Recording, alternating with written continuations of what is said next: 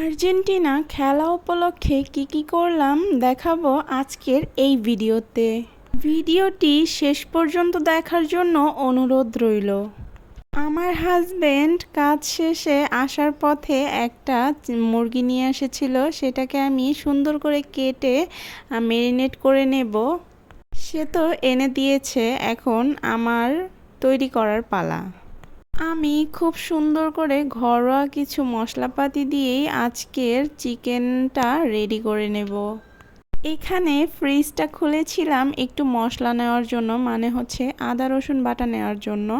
তবে আমার ফ্রিজে যেহেতু অনেকটা হিজিবিজি, এটাকে একটু ইগনোর করো, কারণ আমি আজকে রান্না করতে গিয়েছিলাম, তবে রান্না করতে ইচ্ছে করছিল না, তাই সব কিছু এই ফ্রিজেই ঢুকিয়ে রেখেছি।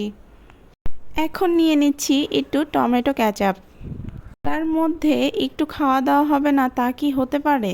কখনোই না। খেলার মধ্যে একটু খাওয়া দাওয়া হবে, একটু হই হুল্লোড় হবে, এভাবেই খেলাটা আরও সুন্দর হয়ে উঠবে।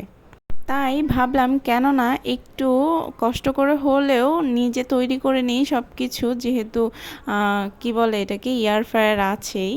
তো ম্যারিনেট করা শেষ হয়ে গেলে আমি এখানে সুন্দর করে সাজিয়ে নিয়েছি। এখন আমি এটাকে সেট করে দেব। এখানে আমি টাইমটাকে সেট করে দিচ্ছি যাতে করে খুব সহজেই হয়ে যায়, এটা একবার টাচ করলেই হয়ে যায়। কিন্তু যেহেতু একটু দ্রুত করা লাগবে, খেলা একদম শুরু হয়ে গিয়েছে, তাই আমি টেম্পারেচারটা এবং টাইমটা একটু বাড়িয়ে দিচ্ছিলাম খুব দ্রুত হয়ে যাওয়ার জন্য।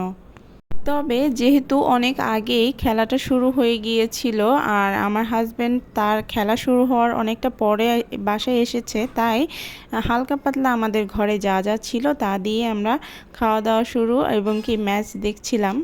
এখানে আমরা মুড়ি মাখিয়েছিলাম। এখানে দেখো আমার চিকেন ফ্রাইটা একদম সুন্দরভাবে রেডি হয়ে গিয়েছে। ভিডিওটি ভালো লাগলে লাইক করতে পারো। দেখা হচ্ছে নেক্সট ভিডিওতে।